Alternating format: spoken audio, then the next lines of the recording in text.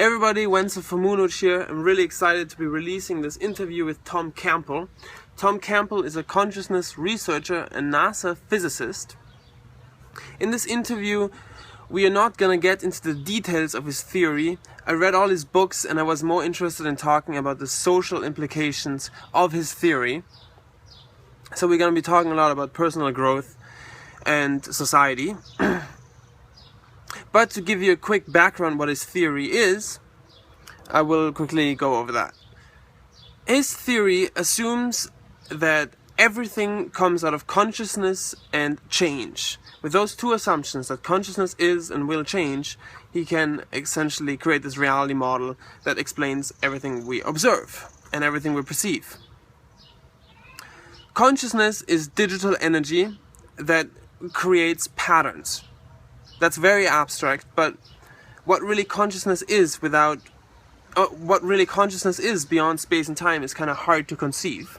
But just think of it as potential that arranges relationships with itself and creates complex patterns. Now these complex patterns, some of them, if they change, will be more organized than others. Now that's the birth of evolution, because organized patterns are better at transmitting information, are essentially better at fighting entropy, at lowering entropy, so they will replace unorganized patterns. So consciousness is in this evolution of organizing itself, of lowering entropy.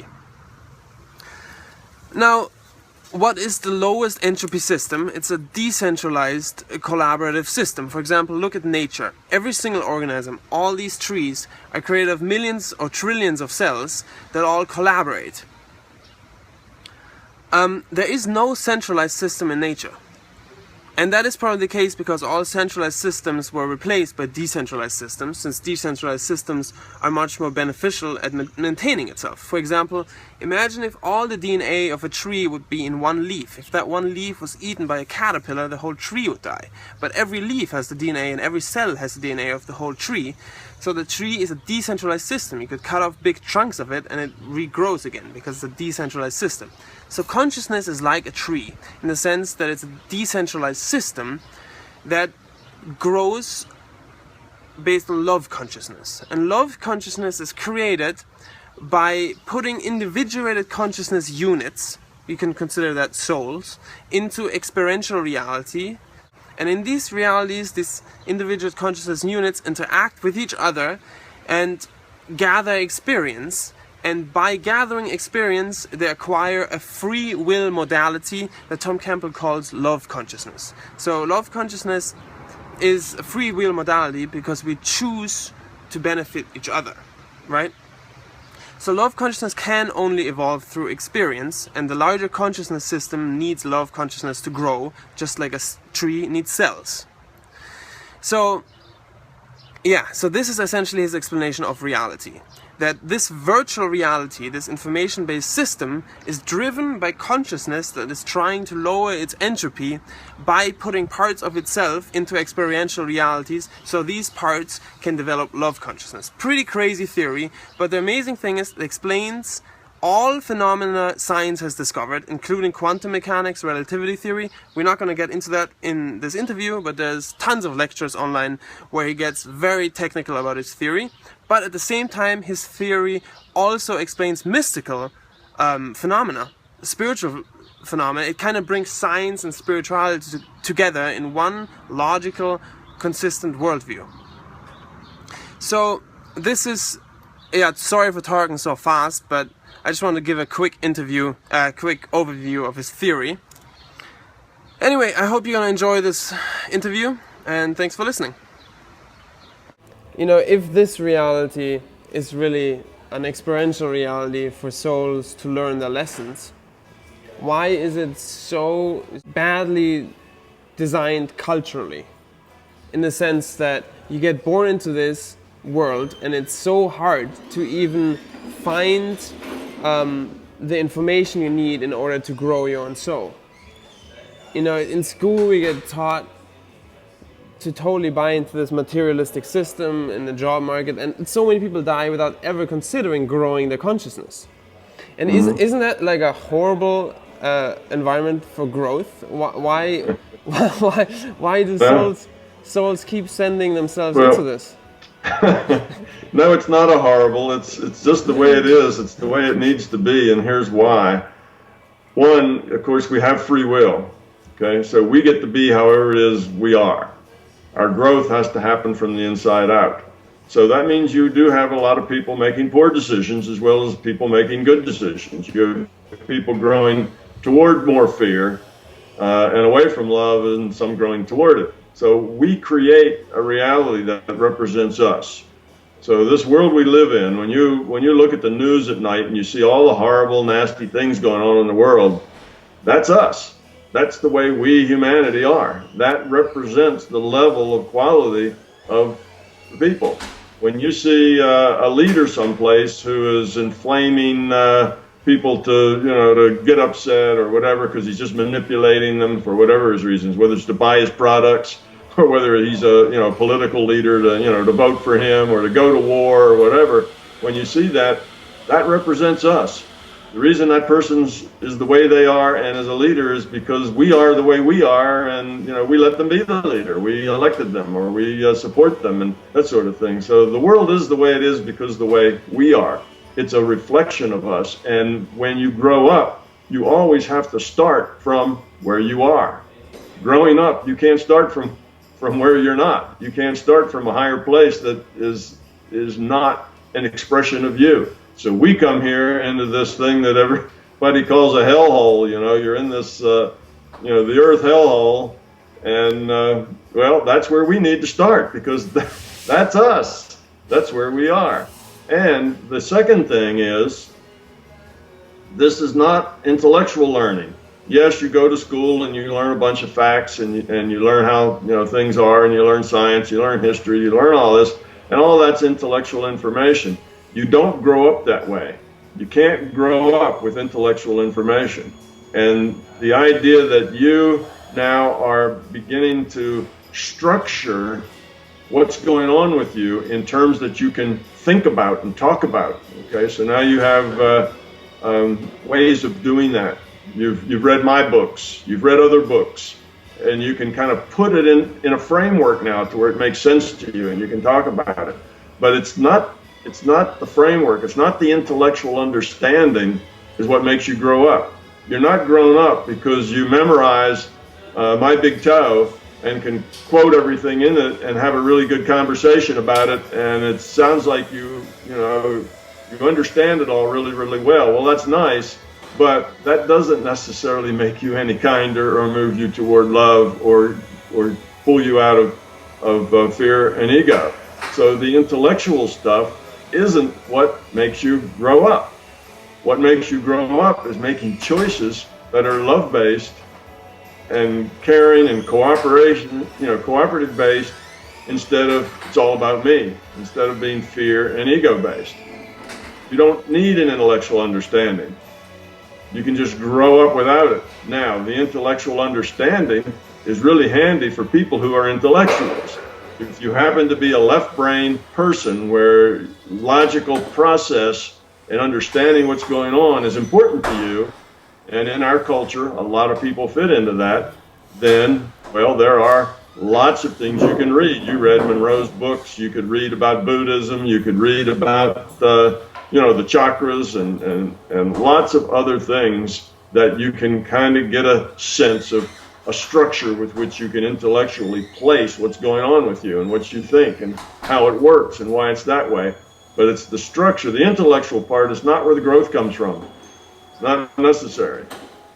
If you're left brain, it maybe helps you understand. In other words, it makes your ego feel better in the sense that you can put it in a context, and therefore it enables you to structure where you're going and see what you're doing and why you're doing it, which makes you more effective at growing up. That's true. But we're here in this hellhole because it's us. That's where we are. That's square one, where we have to start from. And Yeah. that's why we have to be here. If you took us and put us in a very kinder, gentler, loving place, we would very quickly turn it right back into this, because that kinder, gentler, loving place wouldn't be us. we couldn't do that. We'd say, oh, look at all these people are cooperating. Man, I can rip them off easily. I can get all their stuff because they want to cooperate. Well, you'd be, you'd right away start, and pretty soon the whole thing would degenerate, and it would be just like it is now, because that's the way we are. You see? Yeah, so I totally. Yeah. That's why it can't be any different than it is. Right. It's because this is what we create. But I'm talking more about the design structure. Like, that obviously makes sense, but wouldn't it be better if this experiential reality had some structure designed in it that would at least give people the realization that they should expand their consciousness? It does. It does, in a sense. Everybody has this sense inside of them that they need to improve. There's a better way. We need to do better. We need to grow up. Most everybody has that. Now, some people overwhelm that with their ego and with their fear, so they don't pay much attention to it.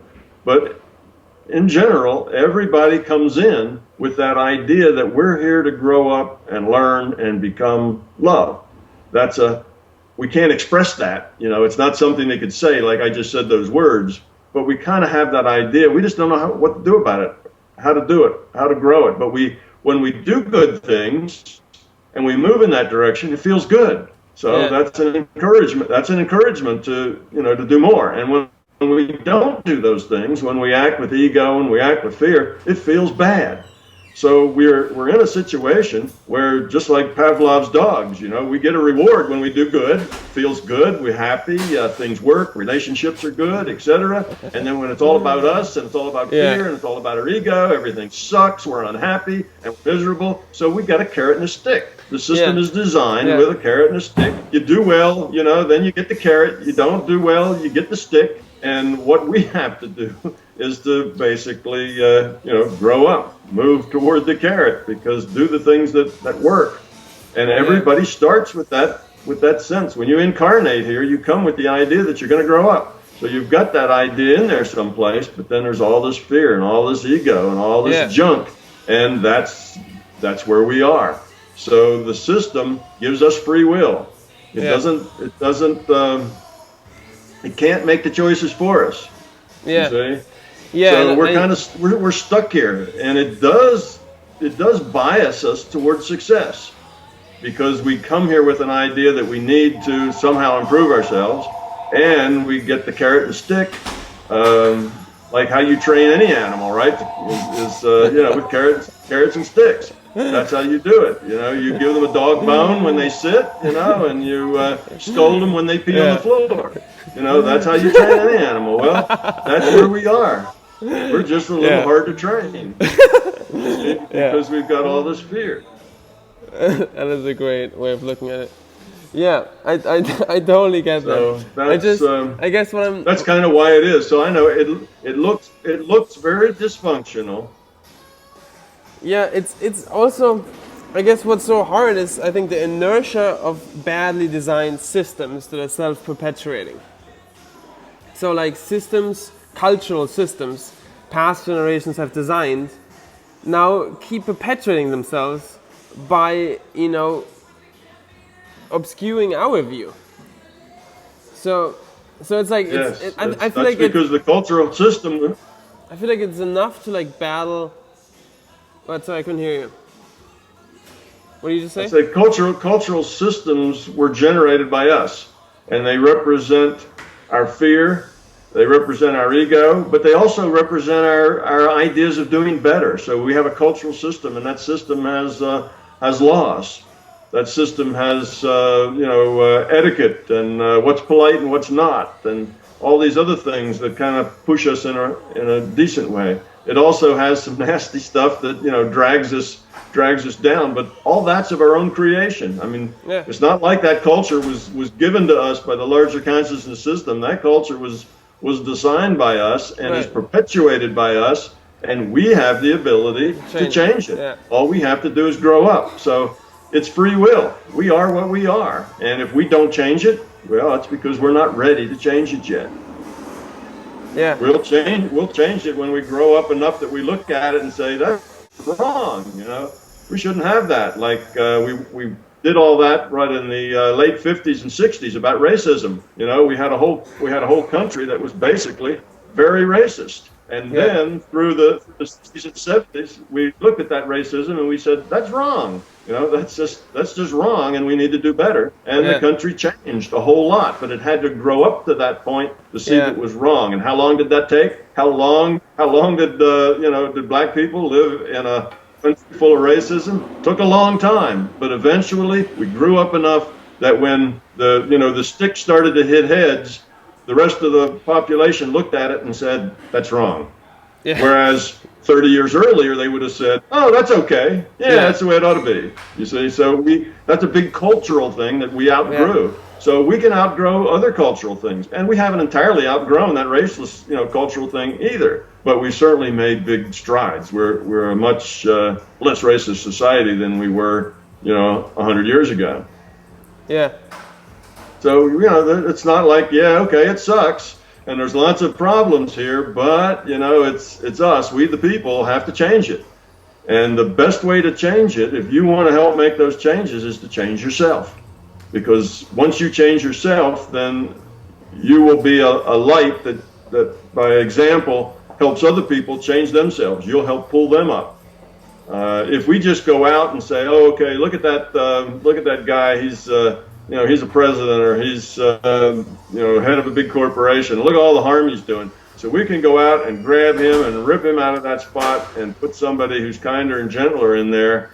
And 10, 20, 30 years later, it's just back the way it was. Why? Because it was an accurate representation of us. So if you just change, if you're trying to change things by change the government, change the economic system, change the money, all right, those are all things that need to be changed. But if you just change them from the top down, in other words, you replace the executive, that's just trying to fix the symptom. That's not fixing the problem. You see, the problem is low quality of consciousness in humanity, in the population, in the electorate. That's the problem. The guy who's in charge that's screwing over other people, he's just reflecting ourselves. So once we change, that guy will change. He'll disappear. He'll go away. He won't be acceptable anymore. Just like racism isn't acceptable here anymore, to the extent it was anyway. You see, so it's just not here anymore. People don't act that way because we don't accept it. Well, people won't act that way and won't accept the kind of political systems and economic systems and money systems that we got. Just won't be acceptable. Yeah. And now it is. Yeah, so makes complete sense. Instead of trying to change the symptom, we need to try to change the cause. So that's how you fix it. Is first you fix yourself, and then you help other people grow up. And that will optimally fix the problems with the society and the culture and the money and the economics and the rest of it, the politics. That will more quickly solve it than anything else. Now, does that mean that you shouldn't go out and get politically involved and go join a demonstration and carry a sign? No, you can do all those things. All those things are part of the education. That's how people, can see the problems better. The whole reason that we had a big shift in our racial understanding was because of the group called Freedom Riders that just broke the law, sat down in the restaurants where it wasn't legal for them, went to school to enroll where they weren't accepted, and then when the brutality followed, everybody looked at it and realized that that was a wrong thing. Whereas had they not had the courage to do that, many people would never have looked at it. They wouldn't have seen it. See. So no, I'm not saying just sit back and do nothing until we all change. You can go out and do things if it's educational, if it's part of helping people see a bigger picture, then that's a good thing to do. But if all you're doing is storming the barricades and throwing Molotov cocktails and burning cars and basically raising hell because you're angry, that's not really helping anything. That's making it worse. That's hardening attitudes on both sides. That's not educational. That's just ego expressing itself and fear expressing itself, and that's always making it worse. Yep. Yeah, right on. Yeah, totally. Yeah, that summarizes it. I was also wondering about the evolution towards fear, because it is possible to evolve your consciousness in a negative way, and does that have a goal? Like, does that go anywhere, or does that just lead to self-destruction? This leads to self-destruction. No, it doesn't go anywhere. It might look like it's going someplace because we've got a bunch of people who are very negative and de-evolving may be able to express some amount of power. In other words, a gang of bullies can come along and terrorize a neighborhood maybe. And they may seem like they're successful because they've got, like Al Capone, right? They're terrorizing South Chicago. They may get rich because they're stealing money and intimidating people. And that may look like they're being successful, but in the bigger picture, in the longer term, it's self-destructive. It falls apart. Eventually, Elliot Ness, arrives on the scene, and that element gets cleaned up and thrown out with the trash. So it may look successful in a short term, but in a longer term, it's self-destructive. It just doesn't go anywhere. Are there realms that are based solely on fear that have any sort of power? There are places, other physical matter realities that I've been to that have degenerated much, much more than, say, this reality. This reality is very kind and gentle compared to theirs. When we look around here and think it's a pretty rough place, but there are places that are much more rough, where fear is the dominant ethic, and the people who are evolving in the positive are like small enclaves of radicals who keep to themselves, and the whole society, the culture, and so on is very fear-based. There are such places like that, and I suspect they weren't necessarily always that way, but they just degenerated into that. Yeah. So that is a possibility. You can just keep de-evolving to where now you're just this kind of cesspool of fear. Yeah. When you go to these realities, do you have a physical body there, or do you just observe non-physically? Either. I have a choice. I have been in that particular very unpleasant reality. I have been there with a physical body. How did you get a physical body there? Rather than, it's just a matter of intent. You have to hook up to the data stream, and you create an avatar, and you have to do this in a way that is not noticeable. In other words, you have to be a little clever, a little sneaky about it. You can't just pop out of the air in front of a bunch of people in a crowd, because that creates discontinuities. That's really not allowed. Yeah. So you just have to be able to make a avatar in the data stream, so that other people in the data streams begin to see you and interact with you like you're just like they are. So you get put into the data stream. You and an avatar become part of that data stream, and then you're there physically. Wow. You see, now, of course, you're not really creating a body. You're just creating a data stream that now has you in it. You're injecting yourself into the data stream. Is how you end up creating a body. So it's not like you go manufacture a body someplace. You just get in the data stream. Do you have your body there, or a different one? No, different one. No, it doesn't look like me at all. Not necessarily, it doesn't have any of my characteristics. Not my age, not my white hair, not really anything like that. You're just some data in a data stream, and you just pick some data that of the same type and like the ones that are there, so that you just look like they do rather than stand out. You wouldn't want to produce a body there that had 6 heads and 5 arms if everybody else didn't have 6 heads and 5 arms. You just kind of want to blend in with the locals. So do you think people do that to this reality too? Sure, sometimes, no doubt. There's people that come and blend in and stay for a while and disappear. because but they have to do it subtly. You know, you can't just do it and interrupt things. If you do, if you're interruptive and you create a problem, then you won't be allowed to do that anymore. When you go there and you say, well, I'd like to get into this data stream, the answer will be no, can't do that. See? Wow. So the system won't tolerate it if you abuse it. So if you don't abuse it, then, and you have a good reputation in the system, then the system will allow you to do those kinds of things because they know you will not abuse it. Wow. Do you think anybody can learn that?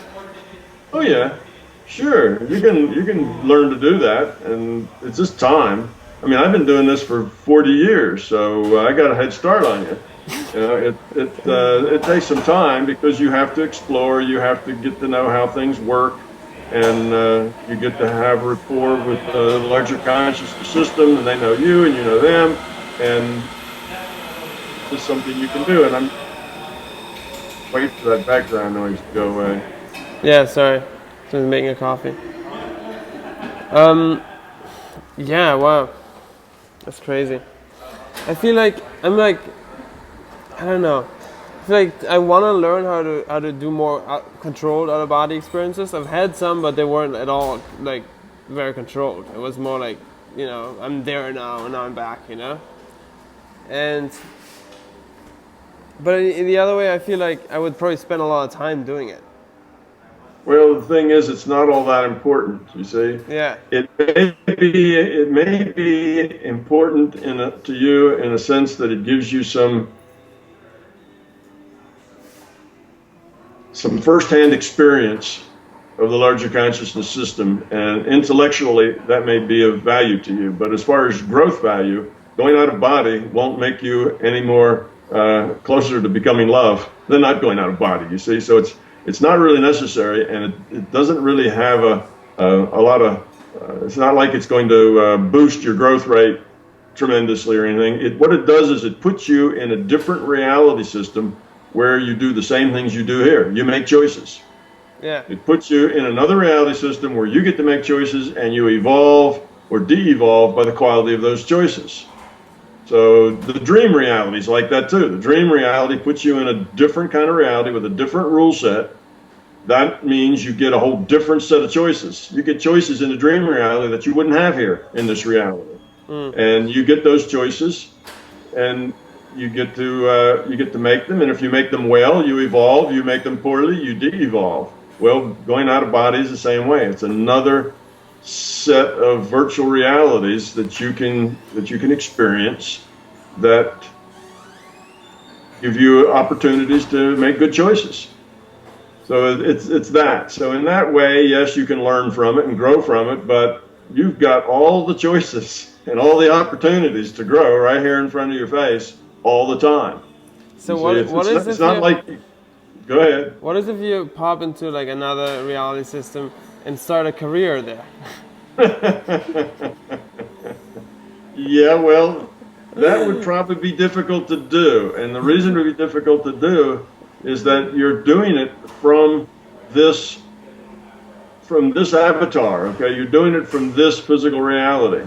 So that's your base. Because you are here in this avatar, if your avatar learns how to meditate, well, that's good. If your avatar learns how to go out of body, well, that's good. Now your avatar, or you're the consciousness playing this avatar, can experience and act in those other reality frames. But if you have a job there, or you get a career there, now you have to parallel process because you still have an avatar here, you see? So that avatar here has to get up and interact. If that avatar here just is in a coma, because it's, there's nobody paying any attention here, then what happens is eventually you get put on life support, and then eventually they pull the plug, and eventually you go away. And then that will eliminate you everywhere in all those other reality frames because this was the place that you left from. This is the base, you see. In other words, if you're out of body doing something and somebody takes a bucket of ice water and throws it on your avatar, on your body back in this reality, what happens? You get pulled back immediately because this was your launching place. See, this is where you're coming from. So it's not like you can go out and do something independent, and that goes on irrespective of this. this is a launching point, and you're tied through this physical reality frame as your base. So you go out and experience, but just like in a dream, you always come back here because this is where you started from. Yeah, makes sense. And do you think that the government or the military is working with these things? Well, you know, they have in the past. It's hard to say what they're doing now, but the CIA has published a lot of documents on the program that they had. I know a couple of people who worked in that program. I've bumped into them. Joe McMoneagle, who's at the Monroe Institute, he's one who was in that program. And there's a physicist out on the West Coast who was key to a remote viewing program that the government had. Can you say that again? Just cut off the Skype connection. Russell Targ, Dr. Russell Targ, physicist, and he helped them put together the remote viewing. Like just saying, yes, they have had these programs in the past, and whether they still have them or not, it's hard to say because if they do, they're classified programs and they don't talk about them. One never knows what they're actually doing at any particular time. It could have been that somebody who just couldn't deal with that big a picture decided to close them all down because they felt uncomfortable with the concept. So they don't do them anymore. You know, that happens too. Or it could be they're still doing them and they just don't tell us about them. But they have done them in the past because remote viewing works. So they've had people remote viewing so they can see things that they want to see that otherwise they wouldn't be allowed to see. Yeah. But I don't think they're doing anything much other than remote viewing. I suspect that's the extent of it. That would be my guess, but then I don't know. Have you had experiences with your Oversoul and your soul group? Well, that kind of would beg the definition of an Oversoul and soul group. The way I look at it, my individuated unit of consciousness is the Oversoul. Okay, the individuated unit of consciousness. We say, partitions off a part of itself, and in the book I call that a free will awareness unit, and that free will awareness unit gets detached from all of the virtual realities, so it doesn't have a data stream. It's just a subset of this individuated unit of consciousness, and then it, when its avatar that it wants to play is to a point that it's producing interesting choice data, then it's gets into that data stream. So that data stream then, instead of being played by the larger conscious system, gets sent to the avatar, or gets sent to the free will awareness unit, then to play that avatar, and that's immersive. So all of the avatars that my individuated unit of consciousness have had all kind of get summed up and integrated together in my individuated unit of consciousness. So that's what some people would call their Oversoul and others would call their higher self. Yeah. So that's where the individuated unit of consciousness is. So it's me and I'm it. Right now I'm in this, I'm an avatar here in this body that's talking to you. And but I am aware of other avatars that I've had, and I'm aware of other major choices, kind of where I'm going, what I'm doing, why I'm doing it, and yes, I'm aware of that individuated unit of consciousness of which I'm a part, and kind of its place in the whole. So, if you don't mind me asking, where are you going after this? Do you know? Well, I have been engaged in kind of the same tasks over several avatars, over several lifetimes, and I suspect I'll still be engaged in that same general tasks, and that is to basically what I'm doing. I've got two major things that I do, two different jobs, if you will. You might say the day job and the night job, that most of us have. And the day job now is this, helping people see a bigger picture, which is the writing the My Big Toe and doing the lectures and having an interview with you and having parts of it go out on YouTube and that sort of thing. That's part of helping people see a structure in which they can make sense. Because if they can make sense of it, and they know what they're doing, and they know the game they're in and what the point of it is, it's easier for them to grow up because they can see the structure in it rather than it just being entirely a random game with no rules and no point. So that's helpful. So that's one thing I do is try to help out that way. And in the last couple of incarnations before this one, I was preparing, if you will, for the next one, for this one. So I did things that were helpful to me to end up being able to pull this one off and do this in this incarnation, which is probably going to be helpful for me in what I'm liable to be doing in the next one. So that's my day job. Yeah. At the same time, I've got a night job, and in my night job, I work in the larger consciousness system. I I don't know. I worked here as a consultant. You might say a consultant, but that's not quite the right word. I do special projects, try to help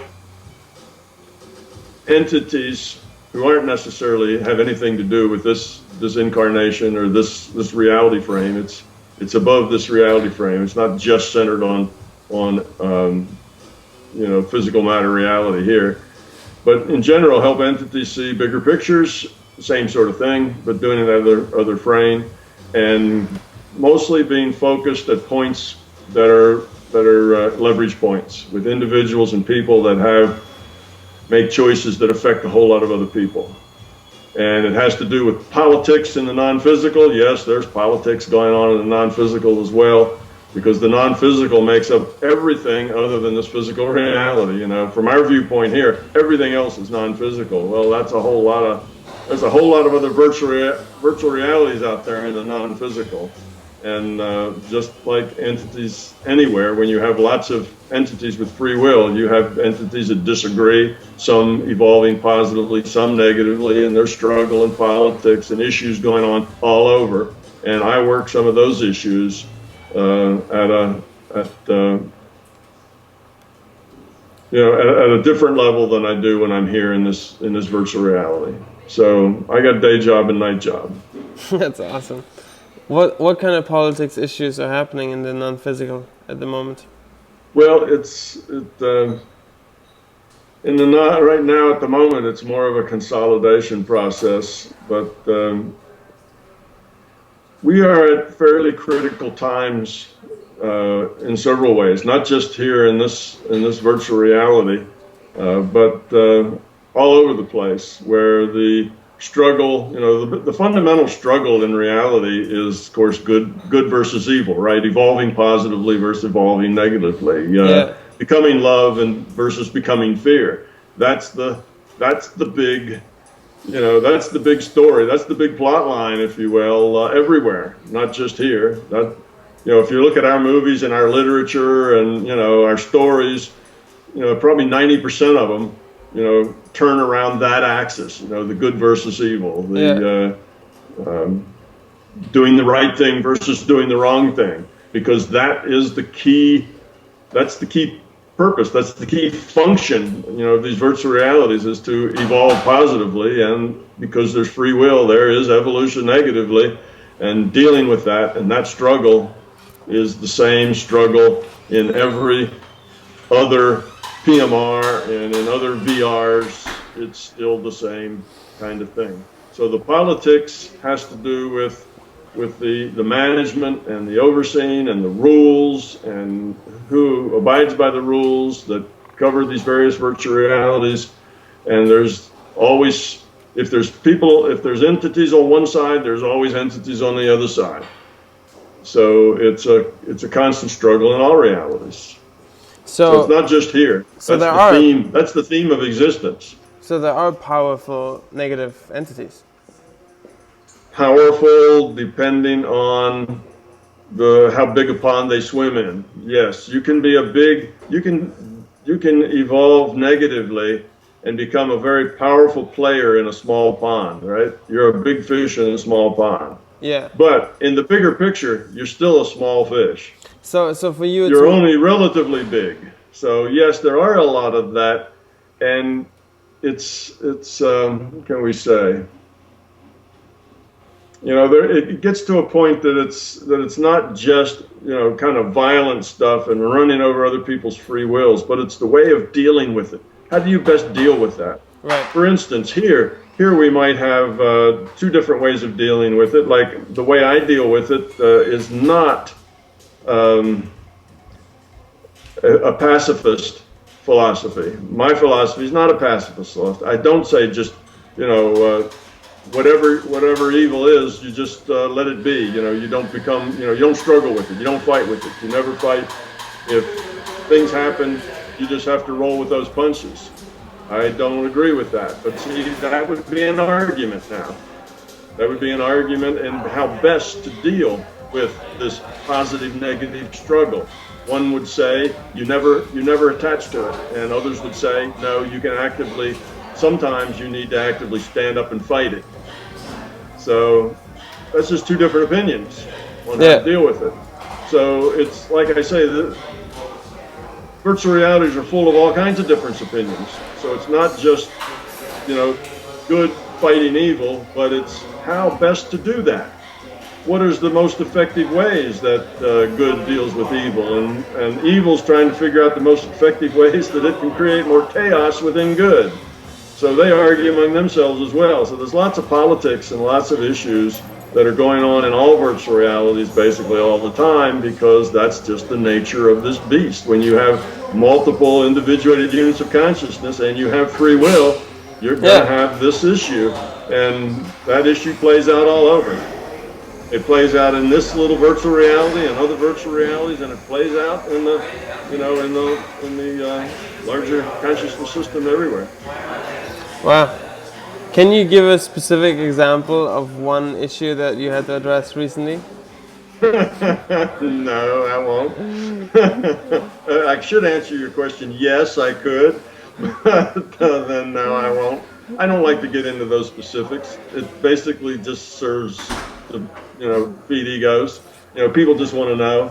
Inquiring egos would, you know, want to know, and it doesn't do anybody any good. So one of the reasons I don't do it is that if you give people information that puts them in a position of they can either believe it or disbelieve it, you haven't done them any good. Right. You see, you forced them, you can either believe it or not believe it. Well, that's not helpful to them. So if you were also engaged in things like that, and we could talk about it, you know, our own experiences and share them or something, that would be a little different. But if I just give you information and you can either confirm or deny, you don't have any experience to base it on, you either believe it or don't believe it, then I'm not doing you a service by giving you that information, because I'm sticking you in a position, giving you information you can't process. And it kind of forces you to process it one way or the other, or just ignore it. So that's not valuable, so I don't do that. So where I have information that is just not processable by most of the people who would listen to it, then I just don't offer it up, because it's dysfunctional. Forces you to do something that, to deal with something that you can't deal with. And you do that by either becoming a believer or becoming a disbeliever, and both are dysfunctional. Yeah. So most people don't have the ability to just leave it alone and say, oh, well, that's interesting, kind of strange, but interesting. And they just stay skeptical and open-minded, but they don't believe it or disbelieve it. Most people feel a need to either believe it or disbelieve it, and then argue about it with the people who took the other choice. Right. And that's just not profitable. So I don't go there. Yeah. So you do that instead of sleeping. You go and work.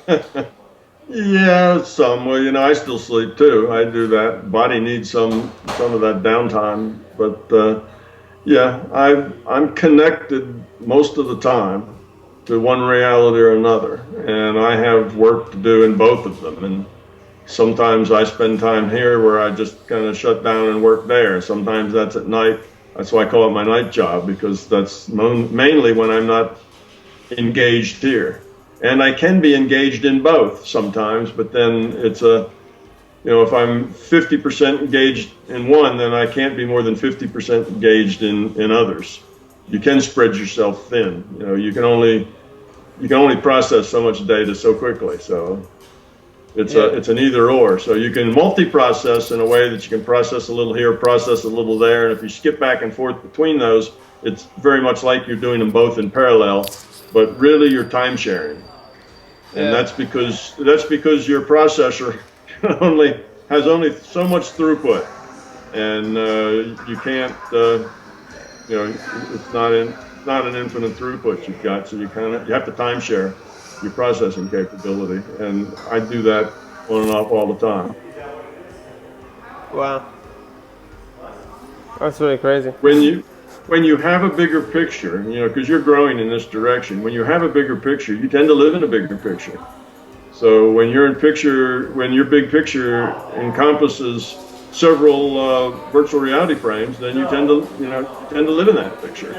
So you live in as big a picture as you're capable of understanding and living in. So it just takes time, for you to kind of expand your awareness to take up all the space that's in your reality. So it's not really that special. When you were 6 years old, your picture wasn't very big, but you lived inside of whatever that picture was. And now that you're 20-something, your picture's a lot bigger, so you're living in a much bigger reality. You have a much bigger decision space. There's a whole lot more things you have to keep track of and connect to and integrate than you had when you were 6. Yeah. So it's, you see, and that's just, it keeps going that way. So now if you grow up to the point where you are aware and focused and interacting in, say, 2 or 3 different virtual realities, then it's just like, the difference between when you were 6 and when you're 30. You say your reality gets bigger, you integrate more stuff, you have more irons in the fire, there's more stuff you have to keep track of and issues to work on, choices to make. It's a bigger decision space. So it just grows, and it can grow bigger than just this one virtual reality. It can grow into multiple virtual realities. So it's just a normal process of having a bigger and bigger picture that you operate in. So there's nothing really that special about it. It's just the way it is as you grow up. Yeah. Wow. So it's really, that growth just keeps going way beyond anybody's ability to conceive how far it goes, right? Right. That's crazy. That is true. And if I were to want to learn how to leave my body controlled, what exercises would I have to do? Well, the biggest thing in doing that is to stop doing the stuff that interferes with it. It's not a technique really that you learn. All your techniques do is try to minimize your getting in the way. So some people would start with a technique of relaxation, sort of meditation, right? Mm-hmm. Let the sense perception go. Stop engaging in what you are feeling, smelling, touching, hearing, seeing. So you close your eyes. That helps because now you've just disengaged from all the stuff otherwise you'd be looking at. You stop paying attention to what you're hearing. Not that you don't hear it anymore, you just stop paying attention. You're not connected to it. You're not involved in it. And you let that go. And then the same with your other senses. And if you can let go of all of your senses, you will find yourself just to be a point of consciousness floating in a void, because you're not hearing, you're not smelling, you're not seeing, you're not feeling, you're not aware of your body, you're not even aware that you have a body. You're not aware that you're sitting in a chair or lying on a bed. You just become a point of consciousness and nothing else. That is what I think the Hindus call nirvana, where you're just that point of consciousness floating on the void. And for some, that's as far as anybody wants to go. You've done it if you go there. But for me, that's the door. That's the place where you start. Once you're in that state of point consciousness, then you can use your intent to go explore anything else that you want to. Because now you're just consciousness, so you can hook up to a different virtual reality if you want. The problem is, you don't know what other thing is there. You don't know how to hook up to anything else. You're just there in this point consciousness, and you don't have enough experience to know what to do about it. Because you could say, oh, I could hook up to this virtual reality. Well, you don't even know that virtual reality exists, and there's a data stream to hook up to. You see the problem? The problem is that you don't... you have all this potential and you have an intent, but you don't really know what to do with it. Well, the way you get over that is just explore a little bit at a time. You just offer to engage in conversation. You go check the databases, go look at the probable future, probable past, go heal, work on healing somebody. Just do things that you can imagine, that you can do, and eventually that'll grow. Your territory will get bigger and bigger as you kind of learn new things and go new places. And you can always ask the larger conscious system just to take you someplace interesting where you would learn something important. And you may just poof, be teleported to some other place. And then your challenge is to find out what it is that's important there that you could learn. So anyway, do that for 40 years like I have, and your map gets bigger and bigger and bigger as you explore, you see. But in the beginning, you don't really know what to do. And you don't really know what's out there. And most people end up not doing much because they don't have enough imagination to come up with something to do, and then they don't really, you have to explore it. You have to explore it just a little bit at a time to gain your ability to move around in it. And you have to go back to it again and again, because then comes the question, is this data coming from outside of me, or am I just making it up? Is this my imagination? Or is this data coming from outside? Well, data's data. It's hard to separate those two unless you just do experiments. You have to go, if you always do the same things, you always get the same result. Is it stuff that is something you could have imagined, or is it outside of your imagination? And it just takes time. So you work on it and work on it. And if you do this for, some hours every day for, a decade, you'll start to get better and better and good at it. And the more you know, the easier it is to know more. So it's that sort of thing. It's not that it's hard, it's just that it takes consistent effort. Yeah. For me, I've done a fair amount of Vipassana meditation. So for me, it's really hard to let go of the physical sense of feeling my body, because in Vipassana, that's all you do, is you focus on the input of your senses. So for me, the Zen state is very much connected with feeling this vibrating love in my body. Mm-hmm. Well, the thing there is that gradually just let the body go. Realize that that your body's not important to love. You're feeling love. And that your body's not really that much important to love. Your body, one, is just a virtual body. It's just a computed body. There's nothing really very important about it at all, other than it's a vehicle that puts you in a situation where you're interacting with others and making choices. Your body isn't any different than the elf's body in World of Warcraft. That elf's body is just like your body. It's created in a computer. It's a simulation. And you, the consciousness, are the one that's operating, making all the choices, doing what you do. So the body just isn't so important. But it's a good thing to use for your meditation, because anything that you can fill your mind with stuff that's non-active, where you're not analyzing, you're not processing, you're not judging, you're just being. You're just in a state of being and feeling. Well, keep the being, keep the feeling, keep that feeling of love. That's a real thing. Let the body go. It doesn't have to say, oh, there's love in my toenails. There's love in my ankles. Now, there's love in my, in my shoulders. There's, my nose is love. Forget the body. You don't need to connect, the love to your body. You can just let love be. And there's love. And the love really doesn't have anything to do with your body. That's just a habit. You see, yeah. So you feel that love, and that it's body-centered is just a habit, and it's useful for beginners to learn meditation by looking at their breath. Now, you can also do mantras, but a lot of time it's breath focused. Just focus on your breathing, in and out. Just be aware of your breathing.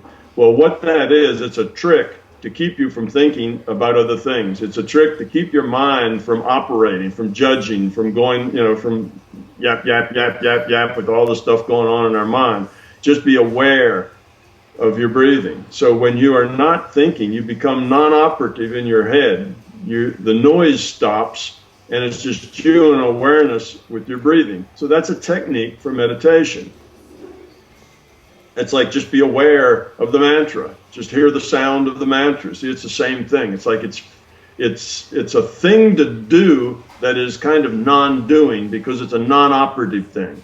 See, if the mantra was sandwich, then it would be a very poor mantra because eventually you'd get hungry.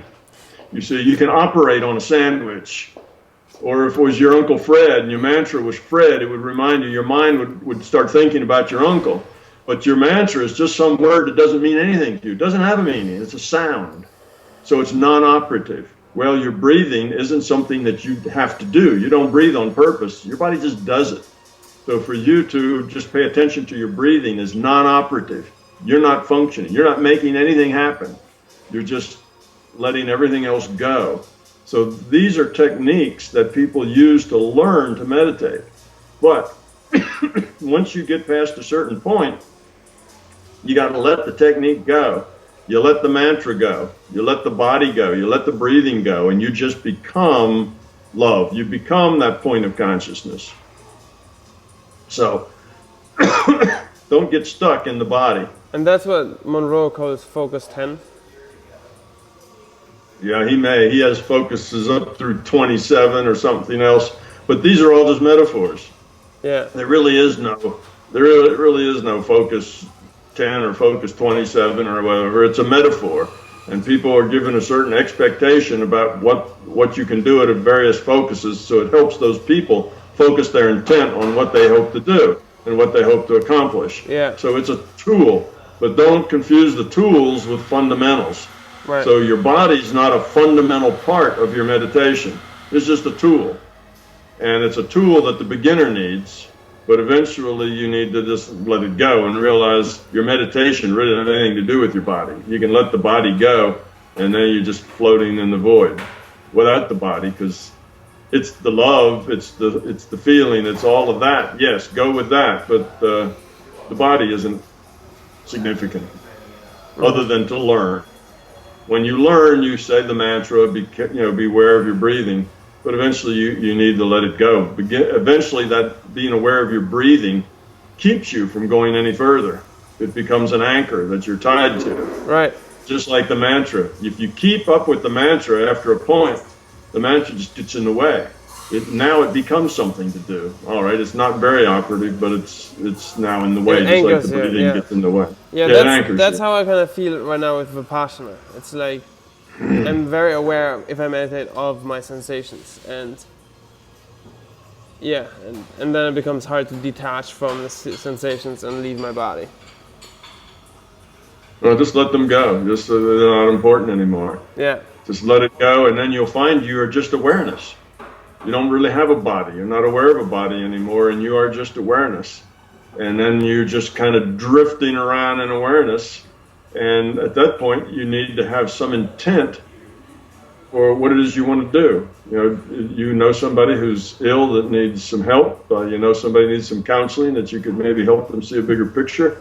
What is it that you can do that would help lower the entropy of the system? And start doing that, and you will find that will then occupy your intention, and you'll be very effective at it, because you will have let all the noise go. Now you've got a very low noise consciousness, and your intent becomes more powerful. So that's kind of the way you start, by doing simple things like that. And eventually you end up meeting other non-physical entities, going other places, have an intent to visit other reality frames. Like you asked me a question, are there other reality frames where the negative side has basically taken over, where almost everybody has evolved to the negative side? Well, you might just ask that question. If there's such places, I'd like to visit one of them. I'd like to see one, be a part of it, and maybe it'll happen. You see, and there you are. You're a part of it, and you get to experience it. And now you know it's there. And now you can always intend to go back to that place. So it becomes a part of your map. And you can also wonder about places where everybody has grown positively, and peace and cooperation and love is standard way that everybody feels about everybody else. And are there places like that? Can I visit one? And you have that experience. Now that's on your map, and you can just keep adding places to your map as you go. But first you have to grow up to the point where you're able to do those things. So it's not hard. It seems like it's very hard, almost impossible when you're not there and you're trying to imagine it in your mind. But it's actually a lot easier than it seems. It's, growing up is always that way. When you're 6, being 20 just seems impossible. Actually, when you're 6, being 12 seems impossible. And those 12-year-olds are like magic. They're amazing. All the things that they can do. When you're 6, it seems impossible. The things they do. They ride bicycles. They, they do all kinds of things. And then those 16-year-olds, they drive cars. I mean, they're just so amazing. And you kind of can't imagine, that doing all those things. And it's sort of like that. Growing up is always that way. When you look up ahead at those, of where you might go, or those that are more grown, it seems, I don't know if I'll ever be able to do that. That's just too far out, too amazing. Driving a car, wow. But then when time you get there, it's just like, it's not a big deal. It's just life, you just grow up and it's not like, wow, I'm magnificent. Look at all the magnificent things I can do. Well, that's the way you felt when you were 6, but now that you're 20, it's just like, yeah, this is life. It's not that big a deal. It's not that hard. Being 20 isn't that hard. It's just different than being 6, and you got a whole lot more decision space to deal with, but you're more capable of dealing with it. Yeah, really inspiring talking to you. It's definitely very, what's the word? Humiliating, is that the right word? Like making modest? Not humiliating. That's the wrong word, right? That's the wrong word, yeah. What is it? Humbling. Humble is the word you're thinking of. Humbling. Yeah, it's, it's inspiring to just see, how that just continues, how growth continues. And it's always so crazy to like get to the point where because you can't really imagine what you don't know, and then if you see something that's so far out, it's just, I don't know, it's inspiring. Well, talking about this video, I don't think that we've done much that we couldn't share. I think a whole lot of people would also find this very interesting. So I don't know what you would cut out, or maybe, like you say, you skip the video and just put the voice out. No, I'll just publish it, whatever. I mean, well, go look over it. Look over it and see how you feel about it. I make myself vulnerable all the time in front of our fans, so whatever.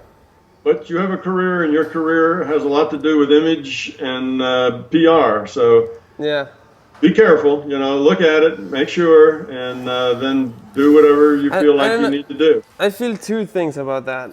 I kind of like don't care what people think about me and my image. In a way, It's like, I don't know. It's like I'd rather just be honest and truthful, and I don't know. I'll check it out. If something I say is too far out there, I'll just cut it out. But maybe I should see my publicist look at it or whatever. Right. Yeah, that would be a good idea.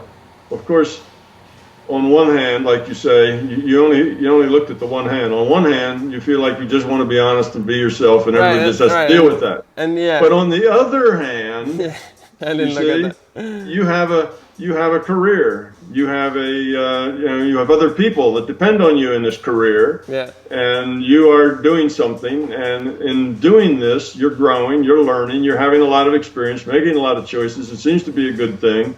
So you have some responsibility to that as well.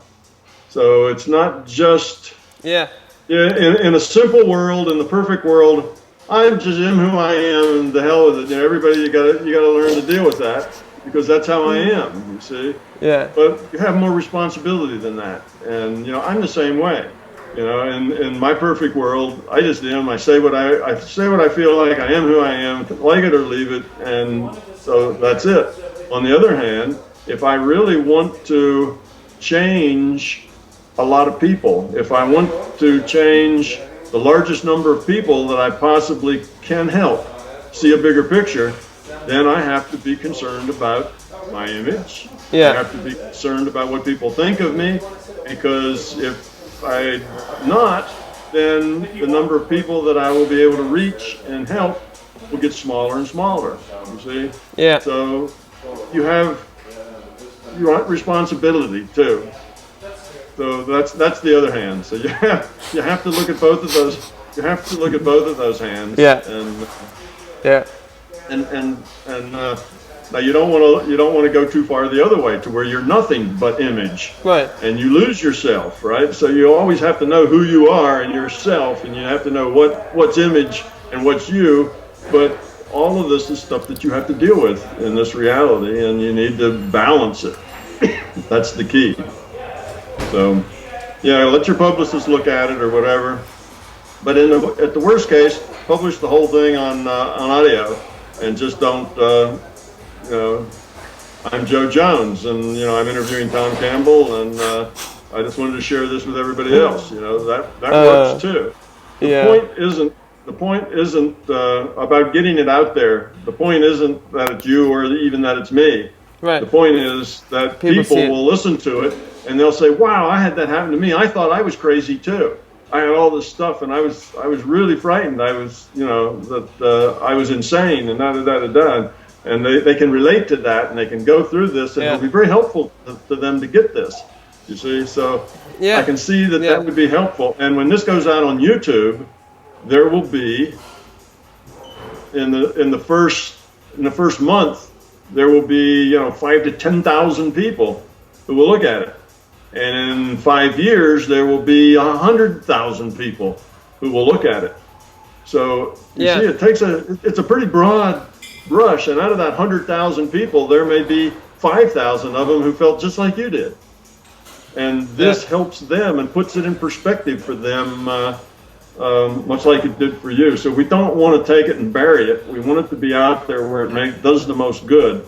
But it doesn't matter whether it's Tom Campbell, and Wenzel talking, or whether it's Pete and Joe. That's not the point. The point is to get it out. Right. The only thing that matters about Tom Campbell doing it is that it goes out on my website where a lot of people are, and that's why 5,000 or 10,000 people will see it in a month, because of my image, if you will, my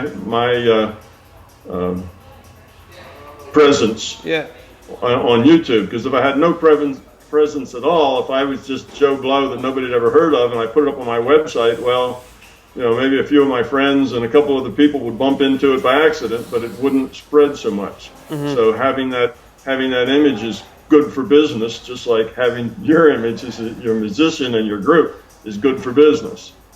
Yeah. Can I ask you one more question? Sure. About NASA. What did you do for NASA? What I worked myself into eventually was doing risk analysis for very large complex systems. And what that means is, if you have a system like NASA's, or like the military's missile defense system or something like that, some big system. I've been involved with both of those.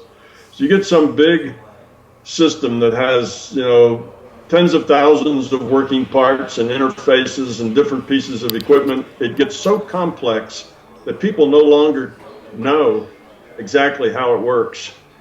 They don't exactly know, what'll happen if A happens, what difference that'll make. How will that affect anything else? Because the system's just too big for anyone to get their mind around. It's got too many parts, too many functions, too many things going on, that what they want to know is what could go wrong.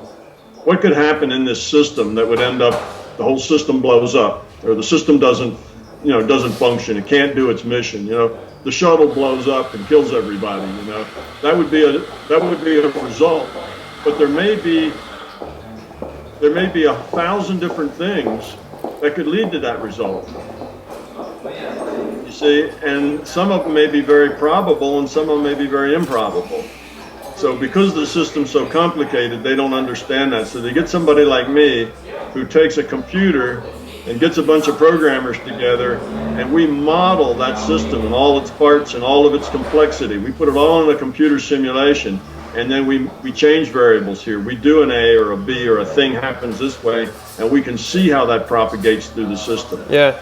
It's that sort of thing. So that's kind of what I do, is complex system modeling, and I create these systems in code in a computer.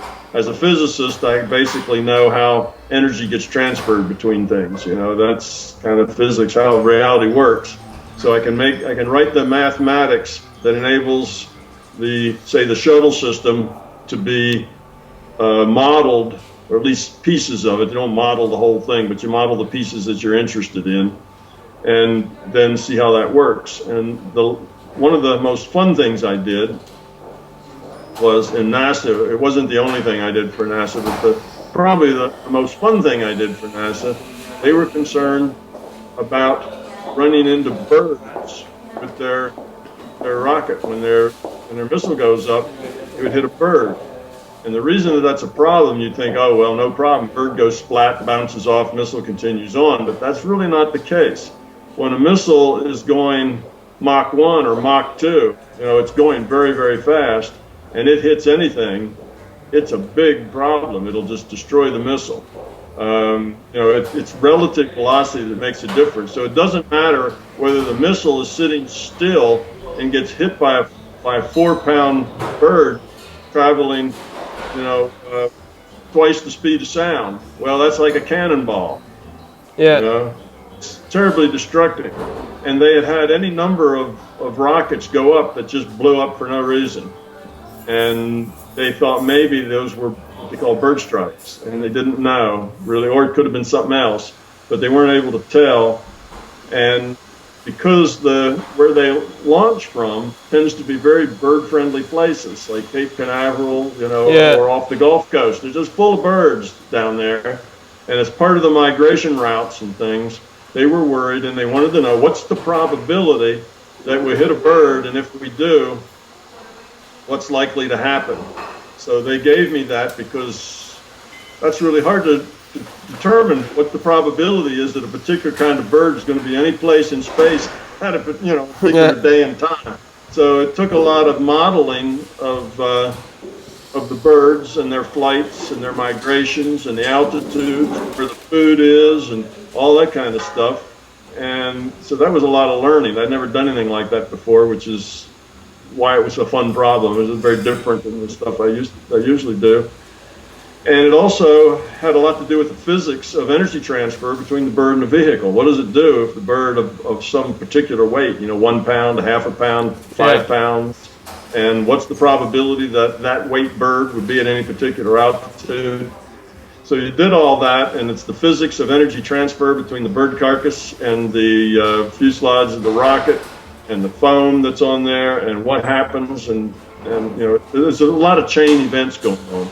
If it damages this, then that'll damage something else, which causes something else to malfunction, which does this. And in that chain, in that causal chain, what's the probability we'll do something critical and the whole thing blows up, or the whole thing goes off course, or does something else? So you can imagine it's a big problem. Yeah. And it's a problem that nobody really knew how to solve, because it's not something they do regularly. So it's the kind of thing they bring a consultant in to do, because it's kind of a one-shot deal, kind of a problem. It didn't really fall in anybody's bailiwick. There wasn't anybody that does that. So they called in me as a consultant and gave me that job, and I did that. So it's that kind of thing that I do. So I made a computer model of not only the birds, but of the rocket and the outside of the rocket, and how that would interact. And I could use some of NASA's software for determining, impacts to their rockets, what kind of impacts it have, and what it would do in the destruction to the rocket, and that sort of thing. And it turns out, the answer was that if you hit a bird above a certain altitude, which means that the rocket's going faster as it gains altitude, above a certain speed, that totally destroys the rocket. It just shreds it into pieces. Yeah. So then I finished it and had the probabilities figured out. I looked at all the rockets at NASA. I asked them how many rockets had they launched over the last 20 years. And then I did an analysis and decided I think it was something like 5 or 6 of them would likely to have hit birds and self-destructed. And I asked them how many of the rockets blew up, and they had no idea what did it. And it turned out there was about 5 or 6 of them that blew up. They had no idea what did it. So probabilities matched really, really well. So that makes it a good probability that what happened is that they hit a bird. Wow. So anyway, it was that kind of an analysis that was fun. The way I work is I write the algorithms that describe reality in the computer, and I have programmers that work with me that program it, get it into the computer. It'd be way too much. I'd be too slow if I had to do my own programming. That's a different skill set than writing the algorithms. So we work with programmers, and it's a lot of fun mostly because you get interesting problems and. You work on them kind of on your own. Nobody was going to tell me how I should approach the problem or how I should do it or what the right answers were or anything else. It's a completely open-ended, just figure it out kind of thing, which is what I like to do. And I enjoyed that, but I've been retired now for some years, and I've turned down the last couple of offers I've gotten, and I just want to be retired. I'm putting full effort into this book and other books that I'm working on. So, have you ever used your knowledge to help NASA find a path towards love? Well, not directly. NASA doesn't really find paths toward love, but people inside the NASA do. And yeah, it was an interesting thing. I was there, and I'd only been there for, I don't know, 3 or 4 months. And one of the guys who was working with me, helping program and do other things, he worked for other people in NASA as well, but he was giving me some of his time. And he came up to me and he says, "Are you the Tom Campbell?" And I said, "Well, who's the Tom Campbell?" And he says, "The guy that was on Coast to Coast about 3 years ago talking about consciousness." And I said, "Yeah, that would be me." And after that, my cover was blown. You see, I was uncovered, and within another couple of months, there was 3 or 4 or 5 people who were very curious, and we chatted some about it. So yeah, I have some impact, and I have impact, like working inside a DOD. Sometimes people say, "How could you work inside of the evil war machine?" And it's like, well, I didn't really work for an evil war machine. I worked for a group that was trying to figure out how to defend against incoming nuclear warheads. So assume that a nuclear warhead is heading toward our country. It'll probably kill, 10, 20, 30 million people, and we'd like to prevent that. How do we prevent that? So it's not an offensive technology. It's strictly a defensive technology. And yes, because I interface with people, I affect people. They see me, they see how I live, they see how I eat, they see, my nature, that I'm always up, I'm happy, I'm very productive, I seem to be able to figure things out that most people can't, and it's a positive thing. So, and if they want to talk politics, I talk politics with them too, and we talk about other things, philosophy. I never lead it. I don't mostly say, you should go read my books or things like that. I let that come to them when they're ready for it. I don't push it on anyone, but I interface with people, and I leave, I've made a difference in the organizations where I've been. Yeah, I mean, just by being who I am, you see, you make that difference. You certainly greatly enlarged my view of reality and helped me a great deal to integrate my experiences. And I'm sure other people feel like that too. Well, then I guess we're about done, are we not? You seem to be good ending. We got through most of it. Well, that's good. Wenzel, it's been fun. Well, Guy, keep on making music. You're doing good. Thank you. I liked it. thought your music was great. Thanks. All right. Thanks so much. You're welcome. Have a good one. Bye. You too.